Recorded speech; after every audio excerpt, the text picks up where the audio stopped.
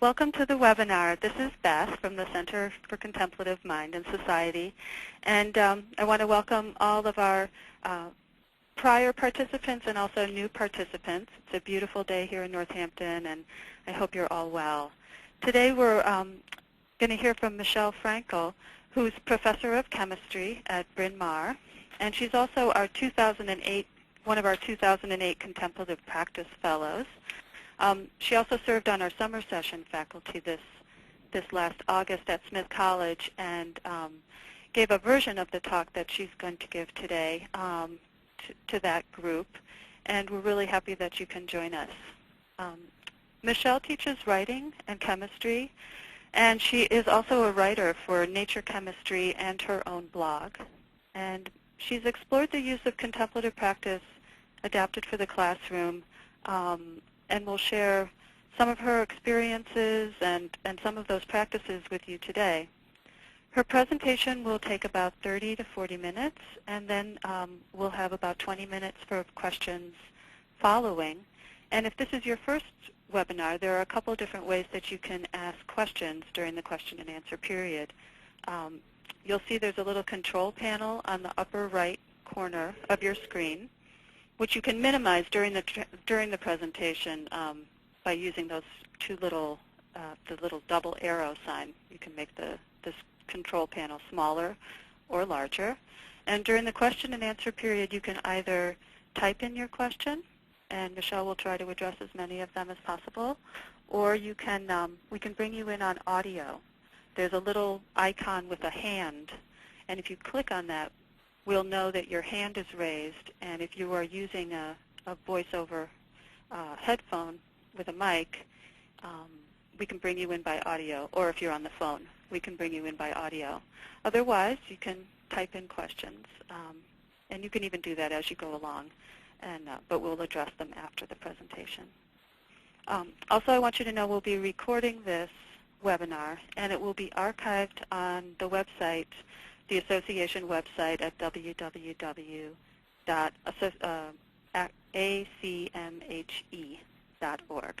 So I'm going to hand over the presentation to Michelle. We're looking forward to hearing from her and from you two with your questions later. Thanks. Okay, and the question is, can you now all hear me? I hope. For 2 seconds, I'm going to make sure that so you're probably seeing a black box on the screen. Okay, great. We were having a little audio trouble before this all began. Welcome. It's strange for me to be talking without being able to see my audience, but I'm glad to know that you're all there. The question we might start with is contemplative scientist. To some people that sounds like an oxymoron. I had a conversation with a colleague this summer about this who shot back with, well, isn't that what scientists do? Contemplate things? Well, yes, but I'm not sure that's something that we exactly recognize about ourselves. The image that I think scientists have often of themselves, and I think much of the world has of the scientist, is someone who is objective, impersonal, practical, and you put that against the contemplative, someone who deals in the transcendent, the immanent, in ways that are highly personal. So there seems to be a tension between these two models, but I think I'd like to try to resolve that as we go along today. We grapple with a world that seems to be a collection of objects that are connected by a series of rules, that behave according to a series of rules, and we think of scientists as manipulating those objects, trying to discover those rules. But in reality, the world is infinite, it's ungraspable in its entirety, and so we struggle to try to get our hands around it in both these ways. There's a duality that goes along with this. As a quantum mechanic, I'm used to working with duality. There's the particle-wave duality, which you may have heard of. Electrons, small particles, can behave as if they are light. You can diffract them, send them through a slit, and essentially get two copies of them in some ways. Light has momentum. It has a pressure that can push against things. So light sometimes behaves as a particle. We have identities that behave in sometimes these dual ways. I'm a contemplative, I'm a scientist, I'm a mother, I'm a professor. It's like one of those optical illusions where you see both the old woman and the young woman depending on where you focus. But all of this needs to recognize that there is a wholeness there. There's one picture that has both the woman old and young. There is one thing that is an electron. There is one person that is myself. Regardless of how we might see these things, in fact, they are whole, and we should have ways to grasp that as well as grasp the objects and the rules. Barbara McClintock, who was a Nobel Prize winner in physiology, echoes Michael Polanyi when she says that things are more marvelous than the scientific method allows us to perceive. As Polanyi would have it, we know more than we can tell. In the past, scientists were not so conflicted about this. If you read some of Johannes Kepler, he's very overcome with what he sees as he works. He writes in one of his scientific writings, "I will indulge my sacred ecstasy." Can you imagine trying to write this in a paper today if you wanted to publish this in JACS or in Science or Nature? The editors would take a line to it sort of instantaneously.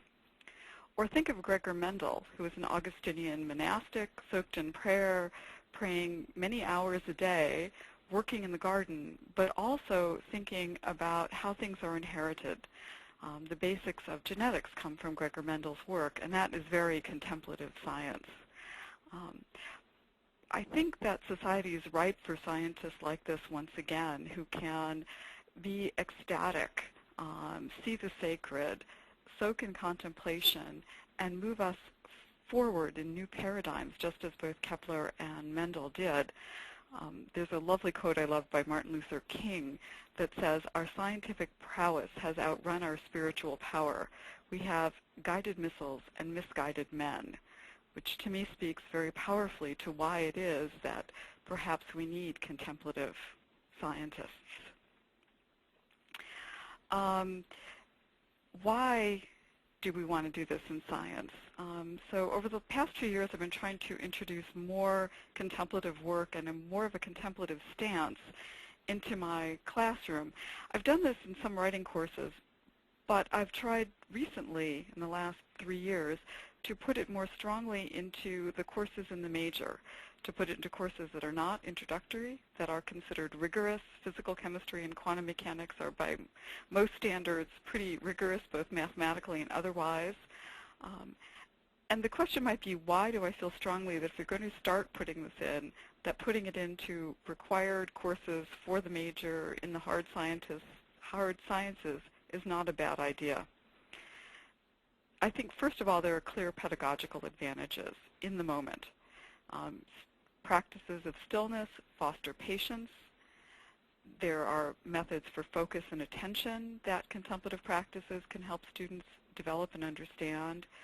It can extend their grasp of various dimensions, the verbal dimension, the visual dimension, the audible dimension. It increases their ability to be self-reflective about their science and what they're doing, which might help us avoid further misguided missiles, as well as misguided men and women. It's also, I think, formative. These are not so much tools like you would pick up a pipette and learn how to pipette, but they are ways of doing science and ways of being a scientist. For them to understand that there are many ways to see and perceive, to be able to slow down and look and hear and see what they are doing. Gerald Halton, in The Scientific Imagination, actually points out that scientific change depends on an unforced pace of work. So sometimes when we think that scientific progress is necessarily frantic, Halton reminds us that, in fact, it is, at its heart, a contemplative exercise. It depends on the unforced pace of work. All of this is individual, personal. Contemplative is about the personal. And I guess I want to say a little bit about what my own practice and experience has been. as Beth said when I was introduced, I'm a theoretical chemist, which some would say is definitely an ethereal occupation. I don't have a laboratory where I actually mix any chemicals. It's all computers and pencil, paper, and mind. I'm also a writer. I'm an essayist, not only in the sciences, writing for Nature, Chemistry, and other journals, but also writing about contemplative practices. So I have a weekly column that I write about those. My own practice is decidedly monastic in texture and also takes a big push or is strongly informed by Ignatius of Loyola, who founded the Jesuit order. From the monastic end of things, for 30 years I've prayed the hours. So the Psalms, 150 of them over 4 weeks, over and over again for the last 20 years with the local community of Augustinian monks. And there's something about praying monastically in community daily that makes me, I think, in particular ways attentive to space and time. And sitting with people who have vowed poverty, chastity, and obedience after 20 years must make some difference. And I will argue with you that it's made a difference not only in my personal practice, but in my pedagogical approach in the classroom. St. Ignatius was big on contemplatives in action, so less about the monastic choir and more about moving outwards into the world. His core practice is reflective, the examine, a way of thinking about what does one let go of and what does one take up on a daily basis and on a lifetime basis. And what I did to start my sabbatical that I had last year was to spend 30 days in silence and make the exercises of St. Ignatius to think more broadly about what I might let go of and what I might take up in my life. But these people on the screen I'd like to just briefly introduce. The first is Ignatius of Loyola. So you have a face to put with his name. And he's definitely all about moving into the world and taking contemplation out into practice. And it's probably not a surprise that the Jesuit order has produced a large number of also contemplative scientists.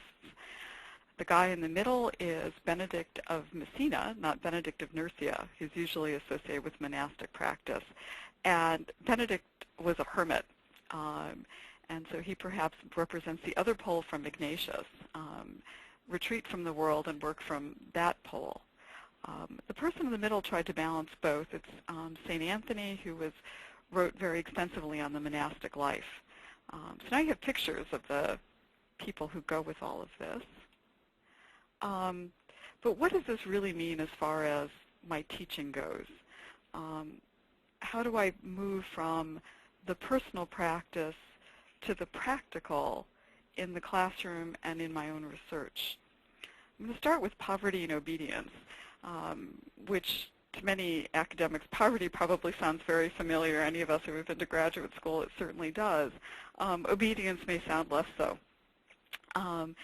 I'll start with poverty, and here it's more for me thinking about what is a deliberate simplicity of life, not deprivation for its own sake, not deprivation as something penitential, but what does it mean to choose deliberate simplicity, not only in my life, but in the classroom and in my teaching? For me, this plays out as teaching less and teaching simply. St. Ignatius says early on in the exercises, his advice to the student is that it's not in knowing much, but realizing and relishing things interiorly that contents and satisfies the soul. He argued that it wasn't about having everything at your fingertips, but by having a few things that you could interiorize, know fully, that in this way you might make progress. If you prefer a more Western theoretical approach to all of this, there's a wonderful set of experiments that were done in a medical school teaching biochemistry. And here they taught two sections of the biochemistry course, one of which used the vaccination model of teaching. Throw it all at them because at least then they will have seen it. which for me is something I hear from my colleagues and even in my own mind from time to time. Well, I just want them to have seen this. The other course looked carefully at what they were teaching and pulled out only the essentials, a deliberate simplicity of approach. Both courses were taught, and the students took a common final exam. The students that did best on the exam were those that were taught simplistically, or simply, I shouldn't say simplistically, but who were taught with deliberate choice, deliberate simplicity in the classroom. Vaccination model doesn't work. It's great for the flu. It's not very good for teaching. So for me, thinking about poverty in the classroom is thinking about intentionality in what I teach. It means to teach intentionally. Obedience has as its Latin roots ob audire, from the Latin, to listen deeply. And of course, that's what I want to do in the classroom. I want to listen deeply to the students, to myself, to the world as I do my research. Means I teach in context. I'm listening to the world to see what it is the world needs of the science we're doing. I'm listening to both myself and the students, and I realize that that's very much fostered by the antiphonal practice in monastic choir. One side chants or speaks, and the other side listens, and then you trade off back and forth. So there's a continual conversation, and one has to be ready to take up your piece, but also listening and relishing what's going on the other side. And this sort of daily practice of listening back and forth, I think, fosters for me in the classroom a stance where I can both hear my students and myself, be ready to take things up at the same time I'm listening to them. To teach intentionally requires being reflective about what one is doing in the classroom. St. Ignatius's Examen gives me a way into this, to think about where is it I wish to be, what is it I wish for my students, and what is it that I did today that met those wishes and desires, and what might I have done better, and what might I do tomorrow. St. Benedict also advised that one practice self-disclosure with trusted companions, which for me means that what I'm doing in the classroom is not just between me and my students, but also it's useful for me to attend to what colleagues might have to say or might have to say to me about some of these things. The practice also helps one be attentive, I think, not only to what's happening in the classroom and to what students are saying, but to what they're not saying. And here, I think, is where poverty and obedience link together, that there is a stillness that's associated with it, and therefore a poverty in the emptiness of sound, a willingness to sit with the silence. There's a wonderful Psalm 46, which begins with, be still, or has a line in it, be still and know that I am God. If you look at the Hebrew, the be still really means let go your grasp. And for me, the stillness moves into letting go of control in the classroom. You have to be willing to sit with the silences, as well as to be listening to what they're saying. And so one of the practices I want to talk about in a couple of minutes is a beholding practice. And here it's particularly important for me to be willing to let go of what I have in mind in the classroom and be willing to go with what the students see and hear, not what I hope they will see and hear. All of this, for me, is to think about teaching to wholeness. There are many ways to turn something around and see all of it, and that if we fixate on one method or another, there's much we can lose. So I'm advocating, I think, for practices that assist us in having these abilities to listen deeply to what's happening in the classroom, to choose deliberately, intentionally, and simply what it is we're going to teach, and to be able to be attentive to the links between poverty and obedience, between simplicity and deep listening, to be able to sit in the stillness with our students. So what does this all mean? place matters. So I think that's another piece that I get from having spent all these years praying around with the Augustinians. When we say morning prayer, we say it in an octagonal room where each side faces each other.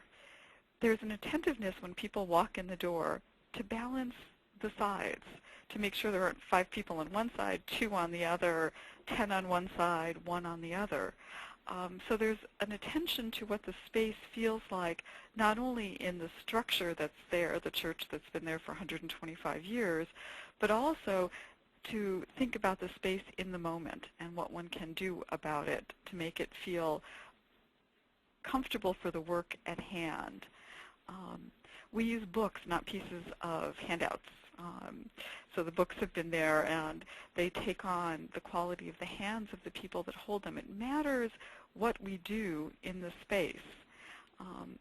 And Natalie Goldberg, in her book, Writing Down the Bones, at the very beginning, stresses this paying attention to the space, paying attention to the tools, paying attention to what you have in hand. That feels to me very monastic. She says that sometimes, instead of writing in a notebook, you might want to directly type out your thoughts. Writing is physical and is affected by the equipment you use. In typing, your fingers hit keys and the result is black letters. A different aspect of yourself may come out. I've found that when I'm writing something emotional, I must write it the first time directly with hand on paper. Handwriting is more connected to the movement of the heart. Yet when I tell stories, I go straight to the typewriter. She's pointing out, I think, very poignantly that different tools will work for different approaches. And I find I have students who are either fixated on the keyboard or fixated on the blackboard or fixated on paper and pencil without stepping back and being reflective and saying, what am I going to do with these tools? How are they shaping what's happening? When she says writing is physical and is affected by the equipment you use, the results depend on how you have structured the space and the equipment around you. What feels comfortable to the hand? When I did the exercises in silence, there was no internet, no phone, no radio, no TV. I was pretty much unplugged from the modern world. But what I got from friends and family were letters, handwritten letters. And I, of course, had to write back by hand because no printer, no internet. And so my oldest son, 15, wrote to me and didn't type it, but started off by saying, I know how you love a handwritten letter. And that putting of pen to paper, his hand to my hand held in it when it arrived, was a very powerful moment for me, and I think really does underscore this. Writing is physical, and it is affected by the equipment you use. Science is physical. It is equipment affected by what you use to do it, where you do it, and how you yourself choose to organize the space. Natalie Goldberg goes on in that same chapter to talk about that we must be brave about this. She says, experiment. Even try writing in a big drawing pad. It is true that the inside world creates the outside world, but the outside world and our tools also affect the way we form our thoughts. Try skywriting. I'm not sure I want my students to try skywriting, but I do want them to think about the laboratory and the classroom and their work as space that they help form and not space that merely forms them. A lot of this has to do with thinking about slowing things down. Doing things intentionally means stepping back and taking a moment to think about it. For a year, I recorded all of the classroom lectures I gave, not only the voice part of it, but also what was on the blackboard. I recorded it using a tablet PC. And students really enjoyed having this as a resource.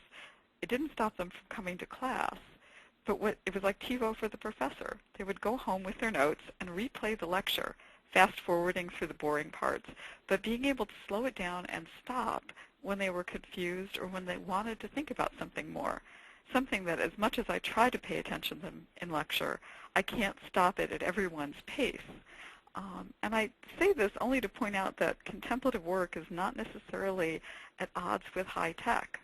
That again, thinking intentionally about the tools we use can help us think about how to grasp and use the technology in a way that supports these goals and doesn't compete with them.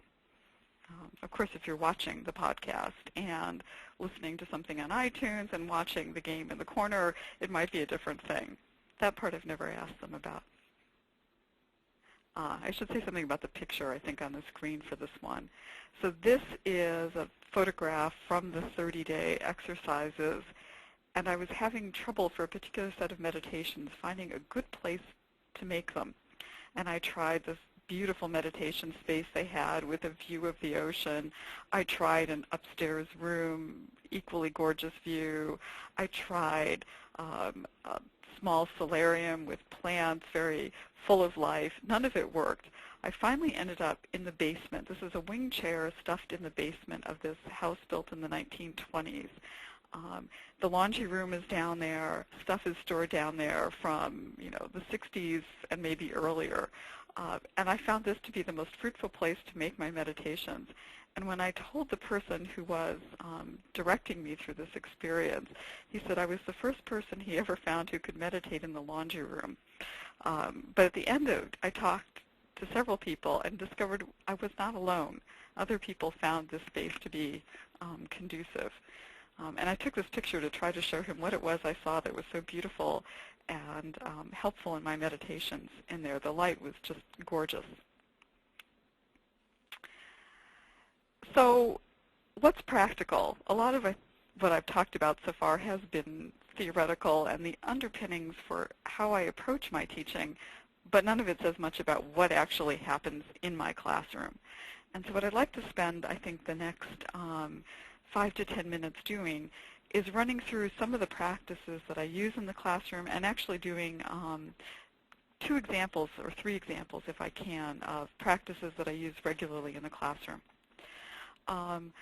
With my students, I use perhaps 5 different types of practices. I use stilling exercises, exercises to help them bring awareness, focus. I work with both breathing and body awareness for them because they find these helpful not only in my class, but in a broader context of stressful situations. I work with them around writer's block, not necessarily with writing, but with problems, with quantum mechanics. How do you tackle a problem that you haven't the least idea how to start?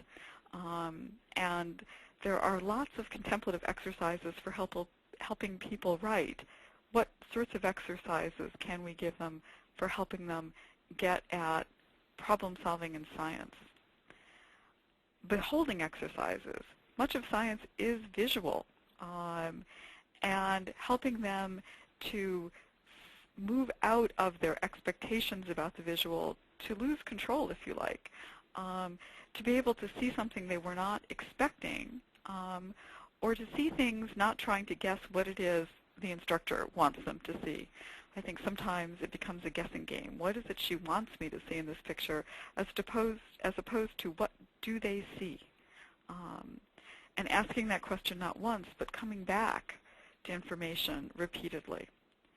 To think about using techniques that draw from lectio divina, divine reading or sacred reading. How do we read nature? It's a matter sometimes of sitting with very small or short text. Sometimes when they're focused on the details of an experiment, they can use this to really hone in on what is the essential piece that I'm dealing with here. I teach them some self-reflective techniques. Some of this draws on St. Ignatius's examine, but in fact, it's much more pragmatic than that. I will, on an exam or on a quiz, say to them, you have, when you get to the end, you have an answer. Stop with that answer. Look at it. Does it make sense to you? If it doesn't make sense, say, this answer doesn't make sense to me, and why? How does it not meet my expectations? And then I tell them that if they can effectively assess whether their answers are right or wrong, that I will refund any points they might have for a mistake. And they're always in shock. You're going to give me back points for a mistake?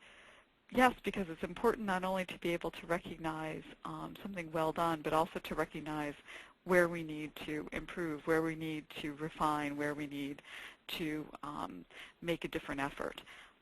And so these sort of self-reflective exercises built into what it is that they have to do in the classroom can be very helpful for them. Okay. This is something, I'm not sure how it's going to work in a webinar, but I want to do at least a couple of examples of things I use. The stilling practice that I use for students, one to start class, is something that the cue for my students is I say, let's listen out. And it's a way to move our attention away from the distractions in the classroom and sort of let it flatten out, as if you've dropped a rock into a pond and the ripples slowly spread out and the pond stills again. Often I have students coming racing in from another class, from a class off campus. I have students coming from other campuses to my classroom. Science buildings are noisy places. There are pumps clanging. There are other students moving in and out of class. How can we gather together as a community and focus our awareness? And this is one way to do it.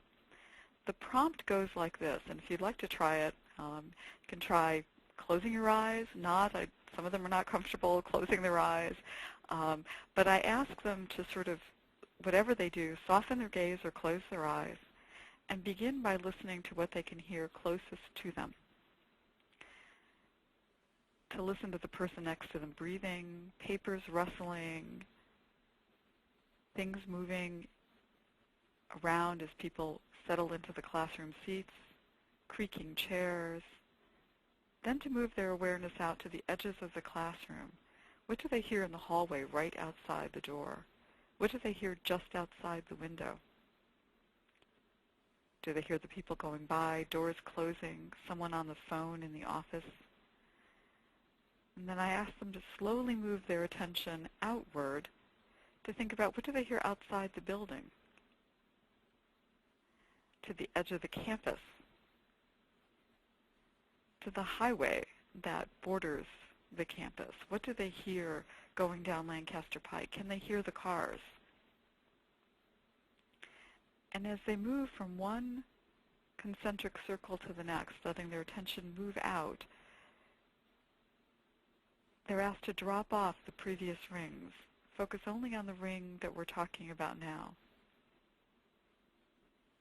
And then I end by letting them sit for a moment in silence. And then we gather the strands and begin.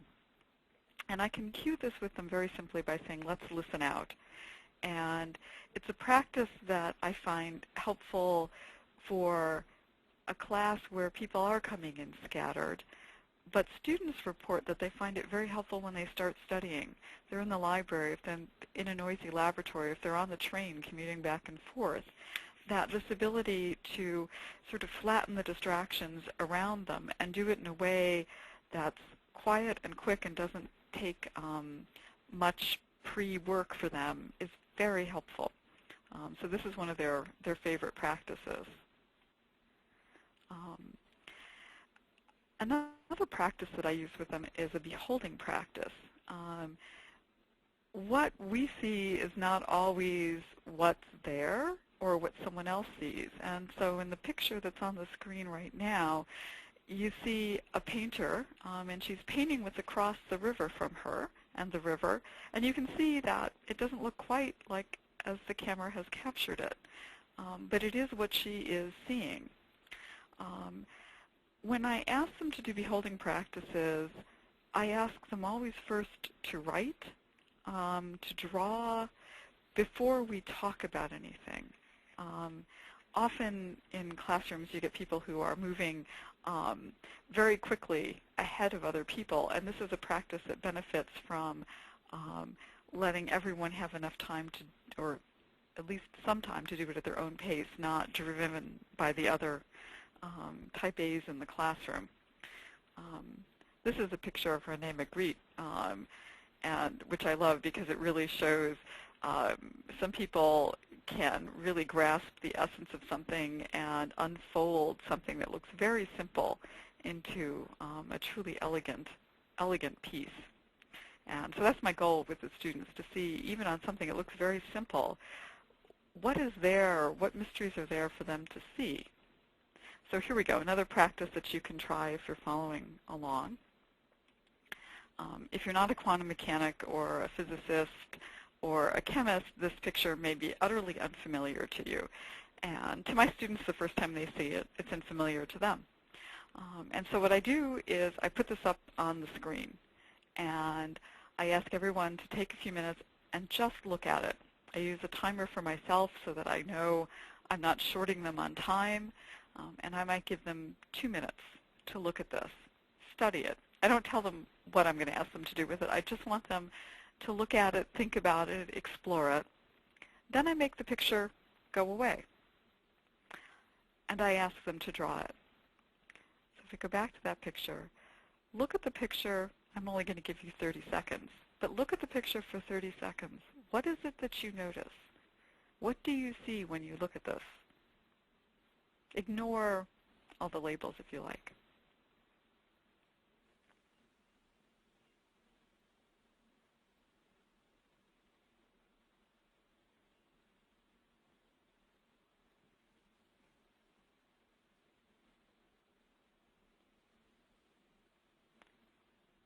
Okay, now that it's gone, try to draw it. What is it that you saw? Try to reproduce that on a piece of paper. And then try to write 1 or 2 sentences about what it is that you saw. And that's the prompt I will give students. And then we'll put it back up, and I'll begin to ask people what they saw. And we might keep track on the blackboard about what are the different things they see in this picture. And some of the things that they will see is they will notice that as you go up, the lines oscillate more and more. They notice that the amplitude of the oscillations drops as you go up. They notice this bit kind of leaking out the sides. They notice the even spacing of the lines, and they wonder why. They look at the shape of this. And we try to get out as much as they can see in all of this. And I try to pick 1 or 2 points from it that many of them have seen. For example, we might notice that the oscillations are increasing as you go up. And this turns out to be a manifestation of the Bohr correspondence principle, that as you move higher in energy, things behave less quantum mechanically, more classically. And we'll use that to begin the conversation about that. What does that mean? What does the mathematics look like? To develop it out of that. But what this requires is a couple of things that go back to these sort of theoretical underpinnings that I said before, that it's this ability to listen deeply to what they have to say.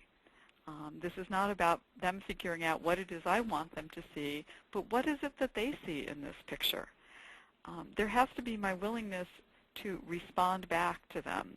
In other words, if I'm going in planning to talk about the Bohr correspondence principle, I shouldn't do this exercise with them and just hope that they will come up with that particular observation, although most of the time they will.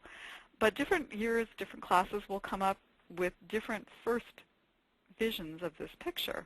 And that means I have to be prepared to lecture in a number of different directions. So this isn't something I would do with every topic, and it's certainly something that I do only with topics that I feel most comfortable with. And then you can come back to this. You can use this 4 or 5 times with the same graph, the same set of information, drawing out more each time, but you're drawing out in a way that respects what it is that they see in the picture. Okay. So I'm going to, since I see it's getting to be about 1/4 till, I'm going to skip the next practice, but I'll tell you at the end I have a website where you can go that has some of the instructions for things I use in the classroom, and that as I write more appear there. But one thing I would say about it all is that, as Annie Dillard says, whatever you have, give it now. anything you do not give freely and abundantly becomes lost to you. You open your safe and find ashes. The picture is of my son, Chris. He's 13 years old. We're at Crater Lake. Everybody was jumping in off this rock into the wonderful waters, and he was scared. And he was trying to decide whether he should jump or not jump, and it was a one and only chance. The chance we'll go back to Crater Lake is pretty minimal. We're on the East Coast. And so he thought about it and finally decided just to go for it and jump in. And he's caught right there at the moment where there's no stepping back. And for me, this ability to give whatever it is that comes from my own personal practice, it's not meant to be hoarded for a better spot or a better place, but should be spent freely and abundantly in what I do in my teaching. Otherwise, I risk opening my safe and finding merely ashes in it. This is another one. We'll skip that. And I guess in the end, what I'd like to say is that the water is great, and you should jump in. That's not Christopher, but somebody who jumped in right before him. The ripples go out for whatever it is we do. And finally, I would like to say a few things quickly, which is to the Center for the Contemplative Mind and Society, which is, as a fellow last year, gave me a space to work and think in this way, which I really appreciated. The Association for the chance to give this webinar. Some of the photographs are by my son Michael, so he gets a credit. The Augustinians definitely deserve credit for supporting this work for the last 20 years, and for this morning, sending me forth ready to do it. And if you're interested in more about what I've talked about at tinyurl.com at Contemplative Science, there is more information and more examples of some of the practices I use. And at this point, I think we're ready to take questions. All right, Beth, what do I do now?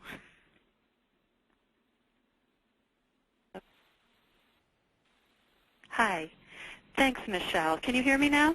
Yep. Great. That was wonderful. And Michelle is part of this wonderful group of webinar faculty who have made themselves available to us. And I know that I feel more focused and refreshed after your webinar, Michelle. It was great even participating to that small degree that we can with the practices that you offered.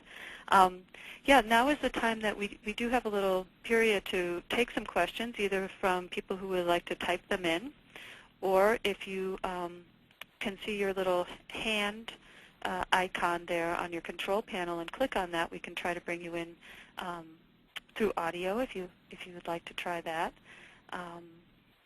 So, you know, we have another 10 minutes or something, and Michelle would be happy to address any questions that you have. Yeah, these practices really do bring awareness and focus, and I was impressed how simple it can be for in any discipline, you know, to add them to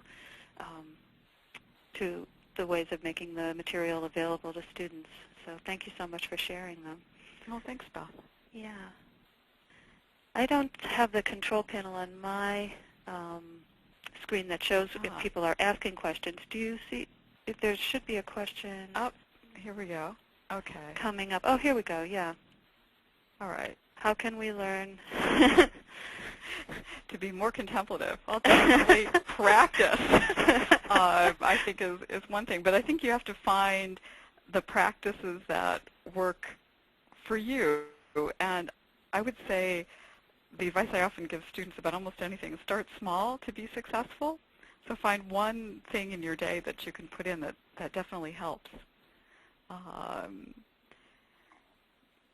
Yes. Okay. So Douglas wants to know, are you explicit with the students that you are using contemplative exercises and informing them about how they are useful for their education? The answer to that is both yes and no. Some things I am. I try to be very transparent pedagogically. So I try to tell students with everything why it is I'm doing this, and to point out that I've made some decisions for them, but they are welcome to have input about it. So, for example, the stilling exercise that I use to start a class, I'm explicit that that's a contemplative exercise. I'm explicit about the that there is research that indicates that these sorts of things can be helpful for students developing focus. And I point out that anyone who doesn't want to participate can think about what's happening in the Phillies game tonight, and that seems to be fine. The beholding one, I actually don't label as a contemplative practice, and I just do it. I do point out that I am asking them to, honestly, for their opinion. I'm not going to then say, well, you should have seen the following. So the first time we do it, they do see that. That has to be hands down their favorite thing. They get an awful lot about learning how to look at that sort of complex information, and I think that labeling it there may or may not help them do better. All right, I'm seeing other questions. Okay, from Jean McGregor, reflection or contemplation. When I'm doing it, and when we do the listening out, I use contemplation and not reflection. And it doesn't seem to bother them. Bryn Mawr is a non-sectarian institution. It has a Quaker background, so it certainly does respect silence and contemplation, but most of my students are not Quaker in background. Let's see here. Yes, Deborah thinks that it would be useful if we brought this in a lot of different ways. I think, again, starting small really helps. Think of one thing you might want to try with a student group, and tell them what it is you want to do and why, and see what happens. I experimented with a very willing group of about, we'd hoped to get 5 or 6 students. It turned about 20 showed up for the first meeting and kept coming, who came once a week for the first half of the semester. In the evening, we got together for about an hour, had dinner, and tried a number of different practices to see what worked, what didn't, what they felt comfortable with, what I felt comfortable with. So I would say, especially if you're in a student-centered situation, which you say you are, is to go out and find a group of students who are willing to work with you. And I think that's a terrific way to do it. Al wonders, what's your view on cell phones in class? Have you ever needed to redirect someone's energy so it isn't disruptive for others, and if so, how? I find that if I start with this sort of quieting down, let's take a moment, I'm less likely to get that happening. But that's not to say I still don't have cell phones going off in class.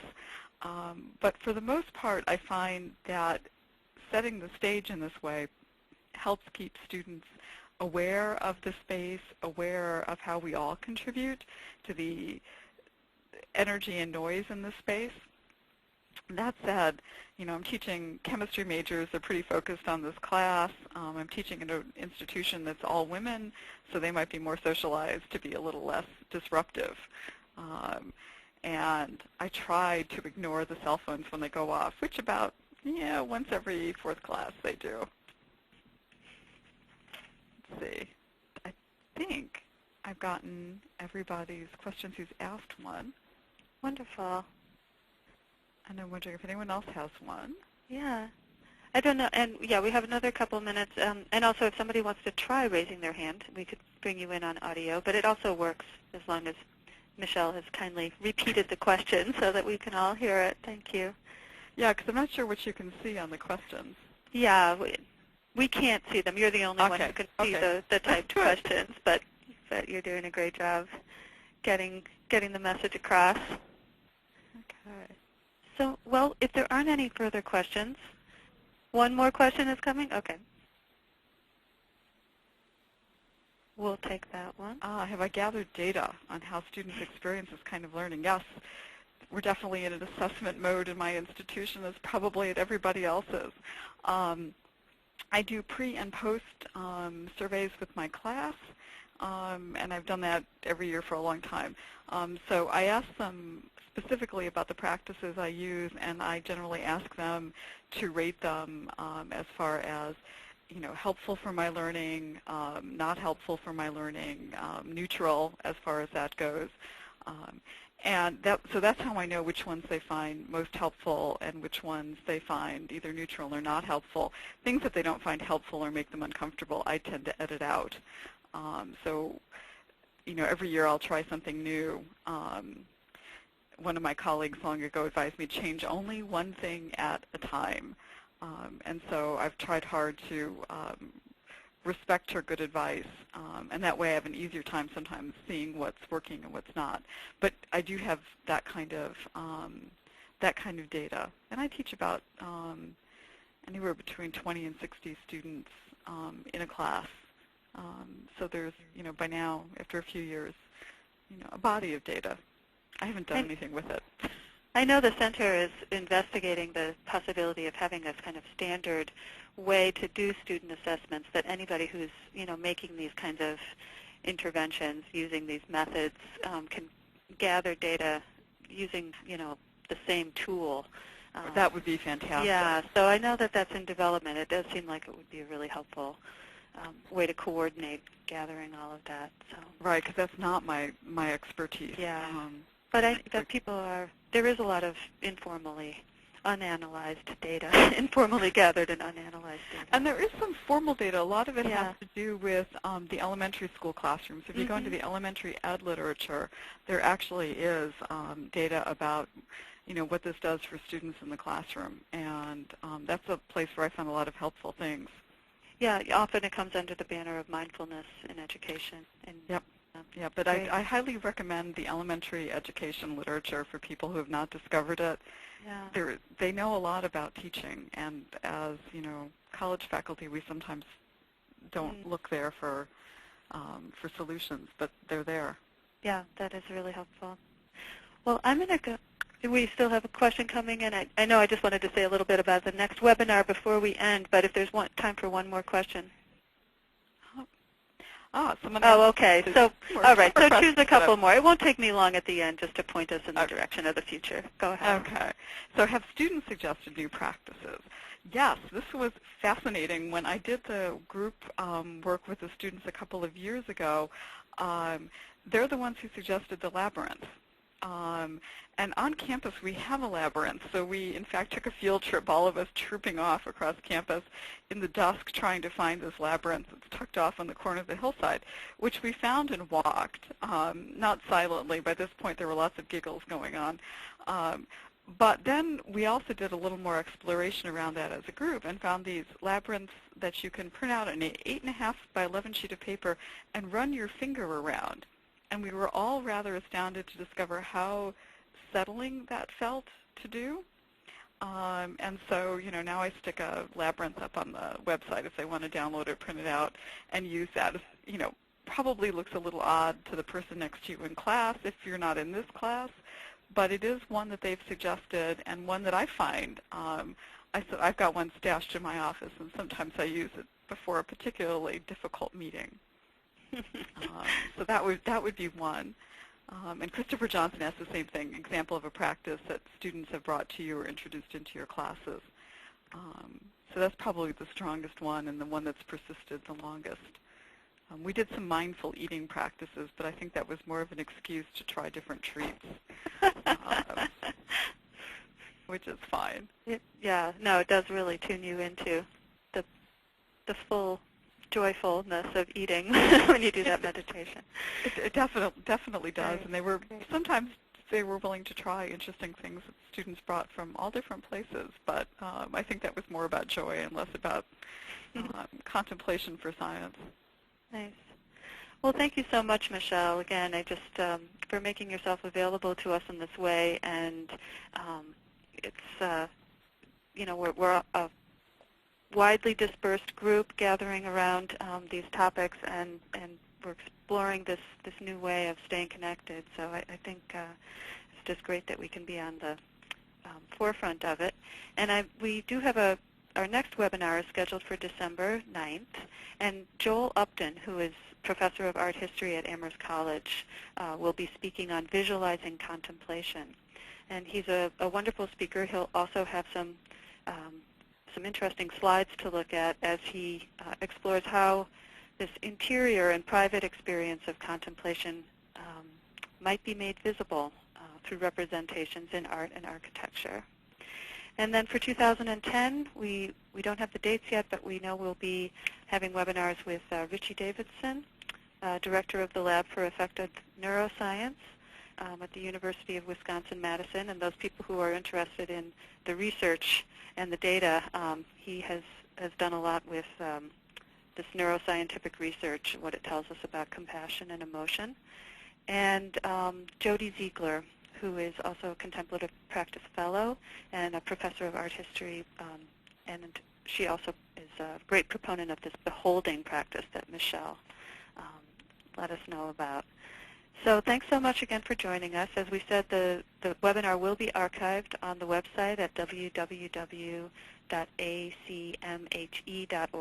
and we'll include information about the website that Michelle mentioned, her tiny URL. Is that what it is, Michelle? tinyurl.com/contemplative science. So I guess it's about time to sign off, and we'll look forward to welcoming you to the next webinar. Thanks so much for joining. Bye-bye. Bye-bye.